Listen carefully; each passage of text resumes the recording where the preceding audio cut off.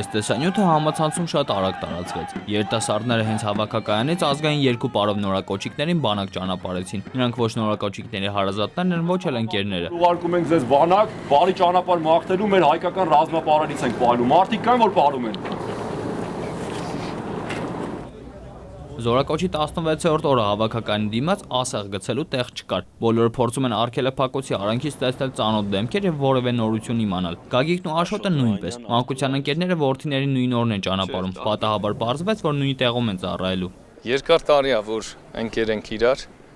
Մենք ստացվեց, որ Աստծո կամոք մեր տղաներն էլ ընկան իրար հետ։ Դե թե պետքա ծառայի, ուրեմն պետքա ծառայի։ Ծնողները հերթով անցնում են անցագրային կետը, որպեսզի ներկա լինեն վիճակահանությանը։ Բողոքները ներկայացնում են հենց հավաքակայանում։ Մեղրի ցույց տուր։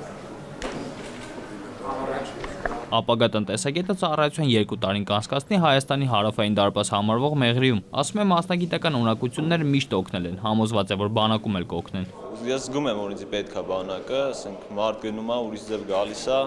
Արծրուն Հովհաննիսյանը գոհ է զորակոչի անցկացման կարգից, հաշվի առնելով ցուրտ եղանակը, ապահովվել են բոլոր պայմանները, որպեսզի ցուրտ եղանակին երկար ճանապարհից հետո խնդիրներ չառաջանան։ Ձմռանը փոխվում է նաև բուրզնման կարգը։ Այս տարի արդեն հստակ ուրեմն պատվաստումները իրականացրել ենք մինչև զորակոչվելու օրը, որպեսզի որևէ բարդություններ չառաջանան։ Հավաքակայանի առջև կրկին աշխուժացան, երբ լսվեցին մեկնող ավտոբուսների առաջին ազդանշանները։ Զորակոչիկների մի մասն էլ կգիշերի հենց հավաքակայանում։ Նրանց կճանապարհեն հաջորդ օրը։ Աղվան Ասոյան, Ավետ Տավյան, ժամը լրատվական։